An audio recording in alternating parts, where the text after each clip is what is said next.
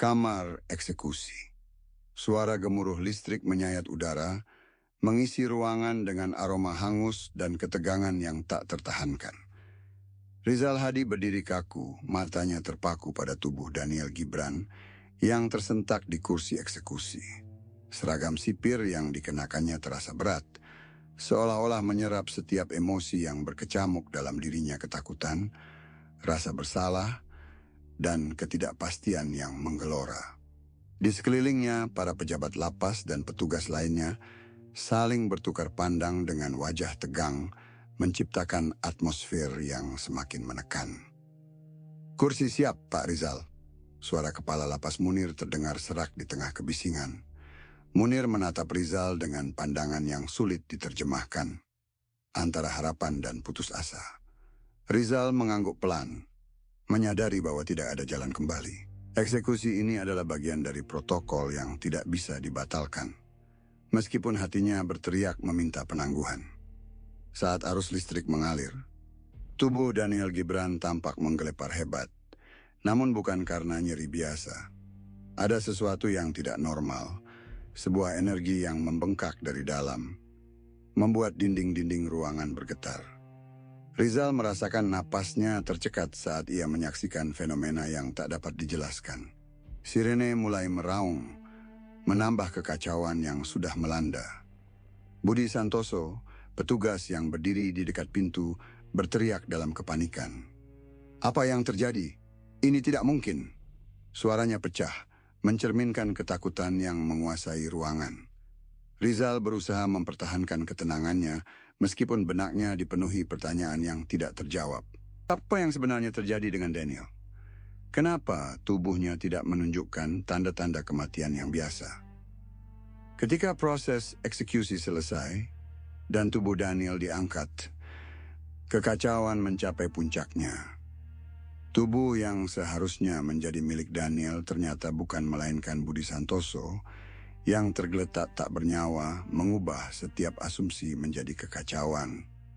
Rizal merasa tanah di bawahnya bergoyang, seolah-olah realitas telah berubah dengan cara yang mengerikan. "Kita harus menutup ini." Suara kepala lapas Munir terdengar menggema di antara deru sirene. Wajahnya pucat, dan Rizal bisa melihat ketakutan yang mengintip dari balik sikap birokratisnya. "Jangan sampai media tahu. Kita harus melindungi citra instansi." Rizal mengangguk, meskipun hatinya bergulat dengan rasa bersalah. Dia tahu bahwa keputusan untuk menutup-nutupi insiden ini bukanlah yang benar. Tetapi tekanan dari atas tidak memberinya pilihan. Dia merasa terperangkap dalam sistem yang lebih besar dari dirinya. Sebuah sistem yang mengorbankan kebenaran demi stabilitas. Dalam kekacauan yang tak terhindarkan, Rizal berusaha tetap teguh. Ia mengamati wajah-wajah di sekelilingnya, para petugas yang kini dipenuhi rasa cemas dan ketidakpastian. Satu persatu mereka meninggalkan ruangan dengan langkah berat, sementara Rizal tetap berdiri di tempat, mencari jawaban atas pertanyaan yang menggantung di udara. Ketika akhirnya ia melangkah keluar dari kamar eksekusi, Rizal tahu bahwa beban tanggung jawab baru saja bertambah. Identitas yang tertukar, fenomena yang tak terjelaskan, dan rasa bersalah yang terus menghantuinya. Semua itu adalah hutang yang tidak bisa ia abaikan, hutang kepada para korban dan kepada dirinya sendiri. Dengan langkah yang berat, Rizal meninggalkan ruangan, membawa serta misteri yang belum terpecahkan dan rasa bersalah yang semakin menekan. Hutang gelap Daniel Gibran. Rizal Hadi berdiri di depan pintu ruang forensik lapas Stark. Napasnya masih terengah-engah dari kekacauan di kamar eksekusi. Di dalam, kepala lapas Munir sibuk dengan teleponnya, berusaha mengendalikan situasi yang semakin rumit. Rizal tahu bahwa mereka tidak bisa terus menyembunyikan kebenaran.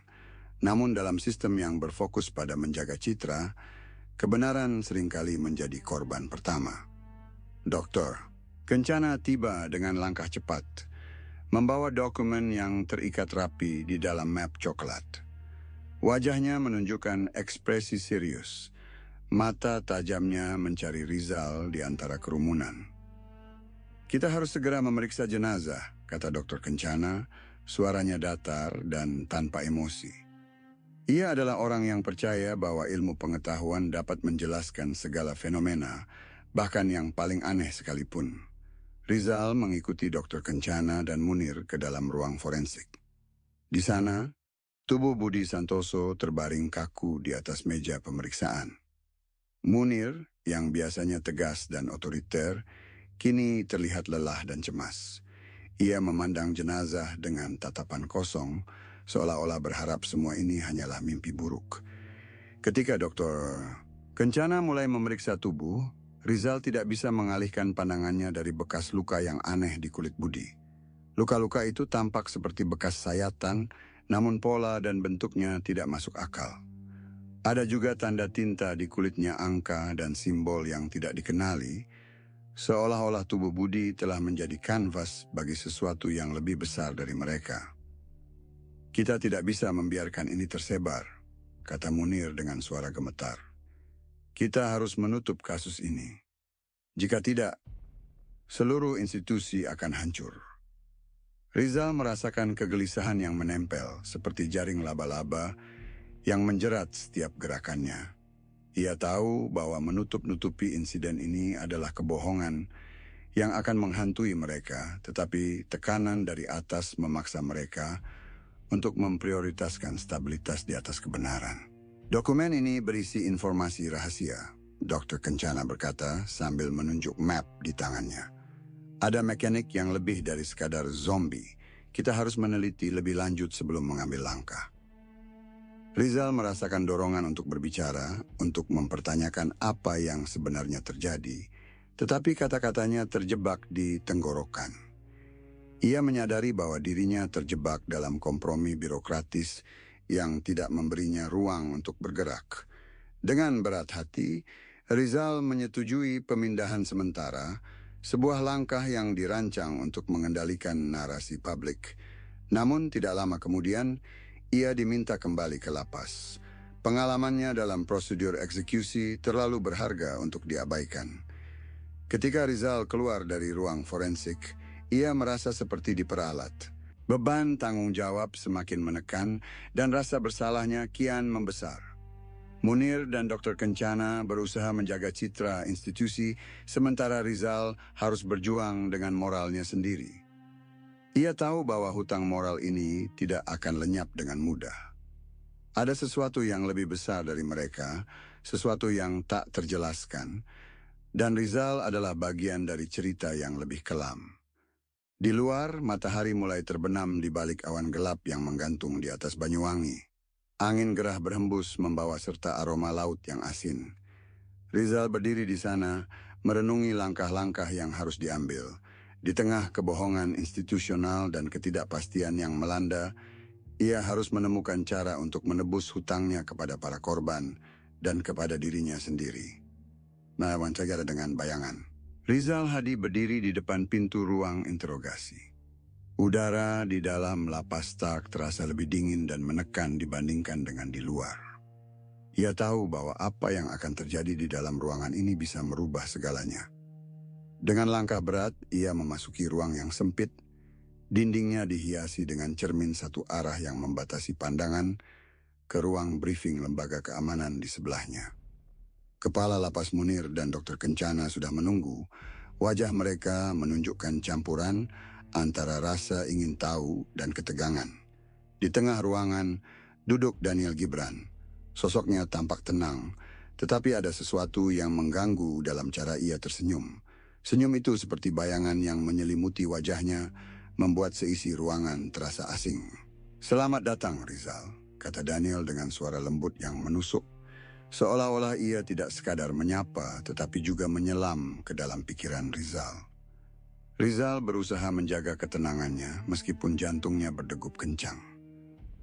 "Daniel, kamu ingin berbicara denganku?" tanyanya, mencoba untuk tidak menunjukkan kegelisahan.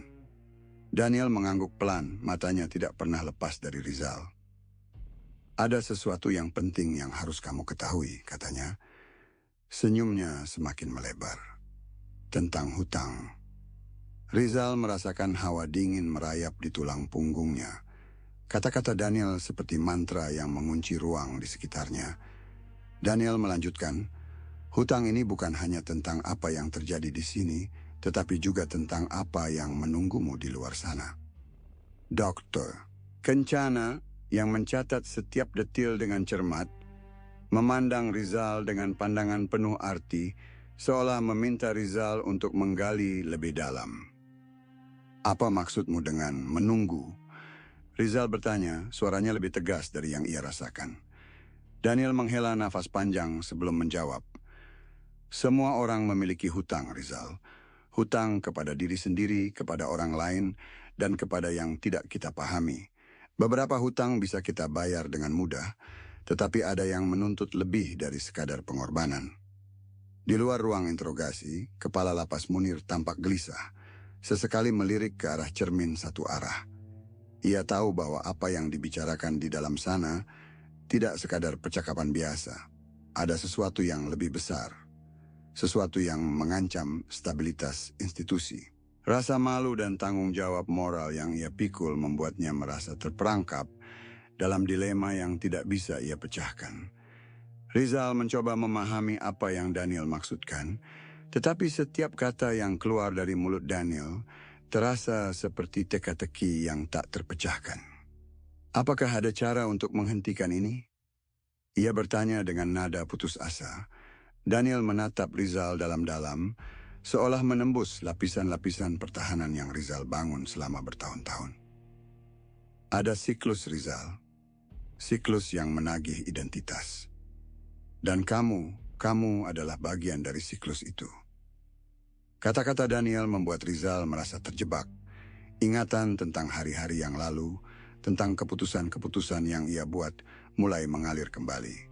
Rasa bersalah yang ia rasakan selama ini menggelayut, seperti bayangan yang tak pernah hilang.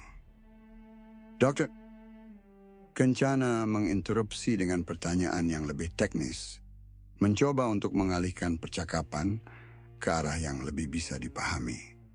Apa yang kamu maksud dengan siklus? Apakah ini berkaitan dengan fenomena yang kita lihat pada tubuhmu? Daniel tersenyum lagi, kali ini lebih samar. Siklus ini bukan hanya tentang tubuh, tetapi jiwa. Apa yang beralih bukan hanya fisik, tetapi juga esensi. Dan esensi itulah yang menuntut hutang. Rizal merasakan tekanan psikologis yang semakin kuat. Ia tahu bahwa apa yang dikatakan Daniel bukan sekadar ancaman, tetapi sebuah realitas yang harus ia hadapi. Dalam hati, ia bertanya-tanya apakah ia bisa menebus hutang moralnya dan bagaimana caranya. Ketika wawancara berakhir, Rizal keluar dari ruang interogasi dengan langkah yang berat. Di luar, angin gerah Banyuwangi masih berhembus, membawa aroma laut yang asin. Ia tahu bahwa apa yang baru saja terjadi adalah awal dari sesuatu yang lebih besar. Di ruang briefing, Kepala Lapas Munir dan Dr. Kencana berdiskusi tentang langkah-langkah selanjutnya, mencoba untuk menyeimbangkan antara menjaga citra institusi dan menghadapi ancaman yang nyata. Rizal berdiri di sana di tengah ketidakpastian yang melanda. Ia harus menemukan cara untuk menghadapi ancaman ini, untuk menebus hutangnya kepada para korban dan kepada dirinya sendiri. Tetapi di balik semuanya, ia tahu bahwa cerita ini belum berakhir. Ada bayangan yang menunggu, dan ia harus siap menghadapi apa yang datang. Hutang gelap Daniel Gibran. Rizal merasakan ketegangan yang kian memuncak saat malam mulai turun di Lapas Tak. Sayap timur yang semula merupakan area penahanan yang relatif tenang, kini berubah menjadi pusat aktivitas yang menggelisahkan. Pemadaman listrik yang tak terduga membuat seluruh area gelap dan mencekam. Hanya diterangi oleh beberapa lampu darurat yang berkelap-kelip. Dengan langkah cepat, Rizal menuju ruang kontrol untuk memeriksa sistem listrik. Kepala Lapas Munir berdiri di sana, wajahnya menunjukkan kelelahan yang mendalam. Kita harus segera mengembalikan daya, katanya dengan nada panik. Tanpa listrik, kita tak bisa memastikan keamanan. Di tengah kekacauan, suara Dr. Kencana terdengar dari ujung koridor. Ia baru saja menyelesaikan persiapan untuk metode eksekusi kedua sebuah injeksi kimia yang dirancang khusus untuk mengatasi anomali Daniel Gibran. Namun Rizal merasa ragu. Sesuatu tentang rencana tersebut terasa tidak tepat, seolah ada bahaya yang mengintai di balik setiap keputusan. Saat mereka bergerak menuju ruang karantina, suara tembakan tiba-tiba menggema. Rizal berhenti sejenak, matanya mencari sumber dari kegaduhan tersebut. Di sana, di lantai dingin koridor, salah satu petugas tergeletak tak bernyawa. Tubuhnya menunjukkan tanda-tanda yang sama seperti korban sebelumnya. Tanda-tanda yang mengisyaratkan bahwa identitasnya telah diambil. Rizal merasakan gelombang ketakutan dan putus asa yang mengalir melalui dirinya. Tetapi ia tahu bahwa tidak ada waktu untuk menyerah pada perasaan itu. Dengan cepat, ia bergabung dengan Dr. Kencana dan Kepala Lapas Munir untuk melanjutkan misi mereka. Di ruang karantina, Daniel Gibran duduk tenang, senyumnya masih menghantui. Dr. Kencana mulai mempersiapkan injeksi kimia, berharap bahwa kali ini mereka dapat mengendalikan fenomena yang mengancam. Namun, saat cairan tersebut bersentuhan dengan kulit Daniel, reaksi yang tidak terduga terjadi. Ledakan kecil mengguncang ruangan, membuat kepala Rizal berdengung, dan pandangannya kabur sejenak. Suara alarm darurat berbunyi. Rizal melihat bahwa area tersebut kini berubah menjadi ruang penelitian sementara, penuh dengan alat-alat yang berserakan dan petugas yang saling berteriak. Ketegangan semakin meningkat, dan rasa saling curiga mulai merayap di antara mereka. Beberapa bukti mulai disingkirkan, mungkin untuk melindungi citra institusi atau mungkin karena ketakutan akan apa yang bisa terjadi selanjutnya. Di tengah kericuhan, Rizal berusaha untuk tetap fokus. Ia tahu bahwa situasi ini tidak bisa dibiarkan berlarut-larut. Namun dengan setiap langkah yang diambil, semakin jelas bahwa kekacauan ini tidak hanya bersifat fisik, tetapi juga spiritual. Daniel Gibran bukan hanya ancaman bagi tubuh, tetapi juga bagi jiwa mereka semua. Rizal memandang ke arah Dr. Kencana yang tampak tertekan, namun tetap berusaha keras untuk menemukan solusi. Ini tidak bisa dibiarkan terus seperti ini, kata Rizal. Nadanya penuh dengan urgensi. Mereka harus menemukan cara untuk menghentikan ini sebelum semuanya menjadi lebih buruk. Dr. Kencana mengangguk pelan tetapi wajahnya menunjukkan ketidakpastian. Rizal tahu bahwa apapun yang mereka lakukan selanjutnya harus dilakukan dengan cepat dan tegas. Di balik semua itu, ia merasakan sebuah pertanyaan yang terus bergema dalam pikirannya. Apakah ia dapat menebus hutang moral yang ia tanggung, atau apakah ia akan tenggelam dalam kegelapan yang semakin pekat? Sementara itu, Kepala Lapas Munir berusaha untuk menjaga ketenangan para petugas, tetapi ia sendiri terlihat semakin cemas. Ancaman yang mereka hadapi bukan lagi sesuatu yang bisa diatasi dengan prosedur biasa. Mereka berada dalam pertarungan yang jauh lebih besar. Sebuah pertempuran antara ilmu dan kepercayaan, antara kenyataan dan hal yang tak terlihat. Rizal merasakan beratnya tanggung jawab yang harus ia pikul, tetapi ia tahu bahwa ia tidak bisa mundur. Ada nyawa yang harus diselamatkan, ada kebenaran yang harus diungkap, dan di tengah malam yang gelap ini, ia harus menemukan cara untuk mengatasi ancaman yang semakin mengancam. Hutang gelap Daniel Gibran. Rizal Hadi berjalan dengan langkah berat menuju kediamannya di pinggiran kota. Malam semakin larut, namun pikirannya tetap dihantui oleh peristiwa yang terjadi di Lapas Tak. Bayangan wajah Daniel Gibran, entitas yang tak bisa dijelaskan dengan logika, biasa terus menghantui benaknya. Ia merasa seperti tengah melangkah di tepi jurang. Setiap langkah bisa membuatnya terjatuh ke dalam kegelapan. Ketika Rizal sampai di rumah, ia mendapati pintu pagar sedikit terbuka. Hati kecilnya merasakan sesuatu yang tidak beres. Dengan waspada, ia memasuki halaman rumahnya, matanya mencari tanda-tanda keanehan. Pandangannya tertuju pada sebuah benda kecil yang tergeletak di teras. Itu adalah secarik kertas yang tampaknya telah dirobek dengan paksa. Rizal membungkuk untuk mengambilnya, melihat dengan seksama tulisan di atasnya. Berhenti mencari, atau yang tersisa hanya kegelapan. Rizal merasakan darahnya berdesir. Ancaman ini bukan hanya menyangkut karirnya, tetapi juga menyentuh kehidupan pribadinya. Ia merasa tercekam, tubuhnya seolah dihimpit oleh rasa takut yang tak berwujud. Namun ia tahu bahwa ia harus tetap kuat. Ancaman ini tidak boleh menghentikannya untuk mencari kebenaran. Di kantor kepala lapas, suasana suram menyelimuti. Rizal baru saja tiba ketika berita kematian Munir tersebar. Tubuh kepala lapas ditemukan tergantung di kantornya, wajahnya menunjukkan ketakutan mendalam. Secara resmi dinyatakan sebagai bunuh diri, namun Rizal merasakan ada sesuatu yang lebih dari sekadar tindakan putus asa. Di ruangan itu, Rizal melihat Dr. Kencana berdiri dengan wajah pucat. Tangannya gemetar saat memegang berkas-berkas. Ada tanda hitam pada jendela seperti bekas tangan yang meninggalkan jejak kegelapan. Rizal mendekati Dr. Kencana. "Apa yang sebenarnya terjadi di sini?" tanyanya dengan suara rendah penuh ketegangan. Dr. Kencana menggeleng pelan, matanya menghindari tatapan Rizal. "Aku tidak tahu, Rizal. Semuanya berantakan. Bukti-bukti ini seolah diubah, ditulis ulang. Kita tidak bisa percayakan apapun lagi." Rizal menghela napas panjang. Rasa bersalah menggerogoti hatinya. Ia merasa tersesat di tengah badai emosi.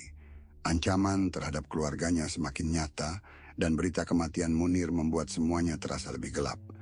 Rizal tahu bahwa ia harus melakukan sesuatu, tapi apa? Di rumah keluarga korban, kesedihan menggantung berat. Rizal berdiri di sudut ruangan, mendengarkan isak tangis yang memenuhi udara. Ia merasa terasing dari semua orang, bahkan dari keluarganya sendiri. Ketika seorang anak kecil mendekatinya, memegang tangannya dengan mata yang penuh harap, Rizal merasa hatinya dihantam rasa bersalah yang mendalam. "Pak Rizal, apakah Bapak bisa membuat semuanya baik-baik saja lagi?" tanya anak itu. Suaranya penuh dengan kepolosan yang menyentuh. Rizal menelan rasa pahit di tenggorokannya. "Aku akan mencoba, Nak. Aku akan mencoba." Dalam keheningan malam, Rizal duduk di teras rumahnya, memandangi bintang-bintang yang seolah menjauh. Ia merasa terjebak dalam lingkaran kesalahan yang tak berujung. Keluarganya semakin berjarak, dan beberapa teman lamanya telah meninggal dengan cara yang misterius. Rasa bersalah menggerogoti benaknya, memperbesar jurang antara dirinya dan kehidupan yang dulu ia kenal. Di tengah kesepian dan horor pribadi yang melingkupinya, Rizal tahu bahwa ia harus tetap bertahan. Ia harus menemukan cara untuk mengatasi ancaman yang semakin mengancam, meskipun itu berarti menghadapi kegelapan yang semakin pekat. Dan di balik semua itu, ada sebuah pertanyaan yang terus bergema dalam pikirannya. Apakah ia dapat menebus hutang moral yang ia tanggung? Atau apakah ia akan tenggelam dalam kegelapan yang semakin pekat? Situs hitam. Rizal Hadi berdiri di depan gerbang berkarat yang menjulang di situs misil yang telah lama ditinggalkan di Pulau Sumba. Angin malam membawa aroma sabana kering dan debu, menciptakan suasana yang mencekam. Ia menggenggam dokumen curian yang berisi informasi logistik yang hanya sedikit membantu. Dalam keheningan yang menegangkan, Rizal tahu bahwa setiap langkah yang diambil adalah pertaruhan hidup dan mati. Ia menyelinap masuk ke dalam fasilitas rahasia, menyusuri lorong-lorong gelap yang dihiasi dengan jejak masa lalu militer. Setiap sudut lorong tampak seperti bayangan dari cerita horor, dengan dinding beton yang retak dan suara langkah kaki yang bergema. Di tengah ketegangan, Rizal merasakan detak jantungnya semakin cepat, seolah ingin melompat keluar dari dadanya. Ia menemukan ruang pengawasan yang penuh dengan monitor dan peralatan yang tampak sudah usang. Rizal melihat ke arah layar, di mana Daniel Gibran terlihat berdiri diam di dalam sel kaca yang terjaga ketat. Senyum tak wajar Daniel tampak lebih menakutkan dari sebelumnya. Di sebelahnya, catatan eksperimental Dr. Kencana tergeletak menjelaskan skema transposisi identitas yang aneh dan mengerikan. Rizal membaca catatan tersebut dengan gugup. Transposisi identitas pertukaran tubuh dan jiwa yang melampaui pemahaman manusia.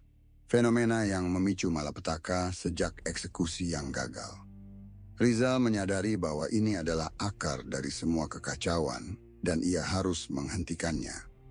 Dengan tangan gemetar, ia mencari cara untuk menghentikan proses ini. Di tengah ketegangan, Rizal memutuskan untuk mengambil langkah terakhir. Ia menyalakan api improvisasi dengan bahan-bahan yang ia temukan di sekitar bensin, kain usang, dan korek api. Api mulai membesar, melahap sel kaca tempat Daniel terkurung. Rizal melihat dengan mata terbelalak saat api tampak menelan manifestasi Daniel. Namun ancaman yang lebih besar muncul dari balik api, seolah-olah kehadiran yang lebih mengerikan sedang menunggu untuk dilepaskan. Selama ledakan dan demonstrasi yang terjadi, Rizal terjebak dalam gelombang trauma dan paparan anomali yang tidak dapat dijelaskan. Pandangan Rizal menjadi kabur, dan ia merasa sebagian ingatannya mulai menghilang seperti pasir yang terempas ombak. Ia berusaha keras untuk tetap sadar di tengah kekacauan, tetapi kesadaran perlahan memudar. Fasilitas mulai runtuh, menutup jejak fisik dari eksperimen yang mengerikan. Rizal terhuyung-huyung keluar dari reruntuhan, napasnya tersengal-sengal. Ia merasa kosong, kehilangan sebagian dari dirinya dalam proses yang kejam. Kemenangan semu yang ia rasakan terhapus oleh kengerian abadi yang menyelimuti pikirannya. Di tengah sabana yang diterangi cahaya bulan, Rizal berdiri memandang ke arah fasilitas yang kini menjadi puing-puing. Hutang moral yang ia tanggung masih membebani, dan ancaman yang mungkin masih menunggu untuk ditagih. Meski fisik Daniel dan jejak eksperimen telah lenyap, Rizal tahu bahwa ancaman itu belum sepenuhnya hilang. Ia harus terus waspada meskipun ingatan dan kenyataan terasa semakin kabur. Dan di balik semua itu, pertanyaan yang mengerikan terus bergema dalam pikirannya. Apakah ia dapat benar-benar menebus hutang moral yang ia tanggung? Atau apakah ia akan tenggelam dalam kegelapan yang semakin pekat? Hutang tak berujung. Di sebuah kota kecil yang tersembunyi dari hiruk-pikuk kehidupan modern, Rizal Hadi mencoba mengubur masa lalunya. Ia menetap di rumah kayu sederhana, jauh dari keramaian, berusaha menghindari perasaan bersalah yang terus membayangi. Meski demikian, bayangan Daniel Gibran tak pernah benar-benar hilang dari benaknya. Rizal menghabiskan hari-harinya dengan menulis di buku catatan lusuh, mencatat nama-nama korban yang tak bisa ia lupakan. Buku itu menjadi simbol dari hutang yang tak terbayar. Setiap halaman dipenuhi dengan rasa kehilangan. Setiap pagi, Rizal duduk di beranda sambil memandangi lautan. Angin sepoi-sepoi membawa aroma garam yang mengingatkannya pada peristiwa di lapas. Terkadang, ia melihat tanda-tanda samar di sekitar rumahnya bekas pembakaran kecil di tanah, atau angka-angka yang tertulis dengan tinta di tembok kayu. Seolah-olah entitas yang pernah mengancamnya masih mengintai, menunggu waktu yang tepat untuk muncul kembali. Rizal jarang berinteraksi dengan penduduk setempat. Ia lebih memilih menyepi, menghindari pertanyaan yang mungkin terlempar padanya. Namun di malam-malam yang sunyi, Rizal sering terbangun oleh bisikan-bisikan yang bergema di benaknya. Kau berhutang. Suara itu berbisik, mengingatkannya akan tanggung jawab moral yang belum ia lunasi. Ia tidak bisa mengabaikan perasaan bahwa ancaman Daniel masih ada, meski dalam bentuk yang tak terlihat. Dalam kilas balik, Rizal sering teringat pada saat-saat terakhir di fasilitas penelitian. Bagaimana ia menyalakan api untuk menghancurkan sel kaca, berharap itu bisa mengakhiri semuanya. Namun ia menyadari bahwa keputusannya membawa konsekuensi yang lebih besar dari yang ia bayangkan. Meskipun ancaman fisik Daniel telah lenyap, entitas yang memanfaatkan tubuhnya tampaknya masih bersembunyi di antara bayang-bayang dunia ini. Suatu hari, saat Rizal sedang berjalan di tepi pantai, ia menemukan sebuah benda kecil tergeletak di pasir. Sebuah cincin perak dengan ukiran angka di permukaannya. Angka itu, ia sadari, adalah tanggal eksekusi Daniel yang gagal. Rizal merasa bulu kuduknya meremang. Benda itu bukan sekadar kenangan, melainkan pengingat bahwa segala sesuatunya belum berakhir. Ia menggenggam cincin itu erat-erat, merasakan dinginnya logam di telapak tangannya. Rizal tahu ia tidak bisa lari dari masa lalu. Bahkan di tempat yang jauh dari hiruk-pikuk, ia tetap merasa terjebak dalam lingkaran hutang moral yang tak terputus. Setiap malam, ia berdoa agar menemukan kedamaian, namun ketakutan akan ancaman yang masih ada membuatnya terus berjaga. Pada malam terakhir sebelum ia memutuskan untuk meninggalkan kota itu, Rizal duduk di tepi ranjang, memandangi buku catatannya. Ia menulis satu nama terakhir di halaman kosong, namanya sendiri. Dengan pena yang gemetar, ia menutup buku itu dengan perasaan campur aduk. Ia sadar perjuangannya belum berakhir. Ancaman itu mungkin tidak akan pernah benar-benar hilang, tetapi ia harus terus berusaha mencari cara untuk menebus kesalahan dan membayar hutang yang belum terbayar. Saat angin menerbangkan tirai jendela, Rizal mendengar bisikan yang sudah tak asing lagi. "Kau berhutang." Suara itu menggema lembut, menegaskan bahwa kebebasan yang ia rasakan hanyalah jeda sementara. Dengan langkah mantap, Rizal meninggalkan rumahnya, menuju kegelapan malam yang menunggu. Di bawah bintang-bintang yang redup, ia menapaki jalan yang belum pasti, mencari jawaban atas hutang yang tak berujung ini.